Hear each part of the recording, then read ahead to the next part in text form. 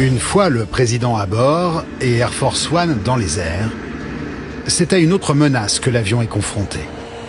Mais une fois encore, il a les armes pour y répondre.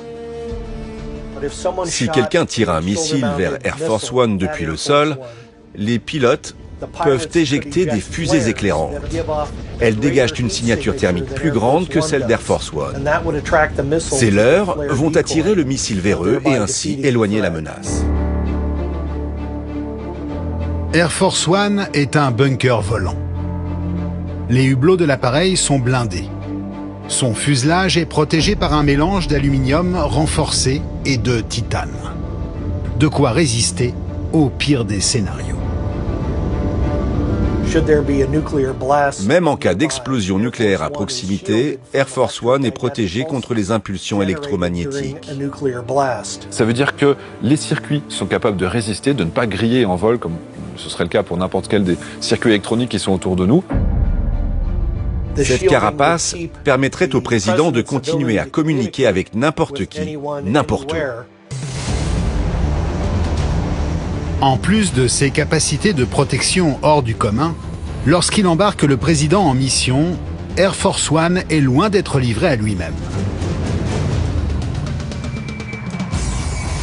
Vous avez près d'une dizaine de rotations d'avions lourds, des avions cargo, des C-5, des C-17, les plus gros avions de transport militaire du monde, qui vont aller sur place pour déployer tout ce qui est nécessaire autour du président. Des ambulances spécifiques, des hélicoptères nécessaires en cas d'évacuation, la limousine présidentielle blindée.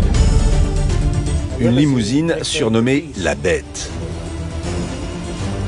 Elle est entièrement blindée. Les portes font 20 cm d'épaisseur. Les vitres sont pare-balles et le châssis résiste aux bombes. En général, il y a deux voitures. Pour des raisons de sécurité, on ne sait jamais dans laquelle le président se trouve. Une façon de brouiller les pistes qui ne s'applique pas seulement à la limousine présidentielle. À chaque fois qu'il s'envole, Air Force One est suivi de près par son jumeau. Une réplique en tout point exact à l'original. En cas de menace, il peut servir à tromper l'ennemi. Le président est alors conduit dans cet avion de secours et tout continue comme si de rien n'était.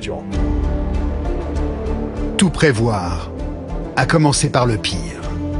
Voilà pourquoi, avant chaque voyage présidentiel, la nourriture embarquée dans Air Force One fait l'objet d'un protocole bien particulier. Les stewards de l'avion se rendent en civil au supermarché et ils ne vont jamais au même endroit pour que personne n'anticipe leur venue, pour éviter tout empoisonnement. Et il n'y a pas que la nourriture qui est soumise au contrôle le plus strict.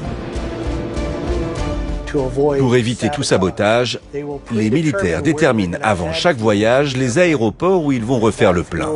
Le carburant est alors testé, puis mis sous scellé et gardé sous surveillance jusqu'à ce qu'il soit utilisé.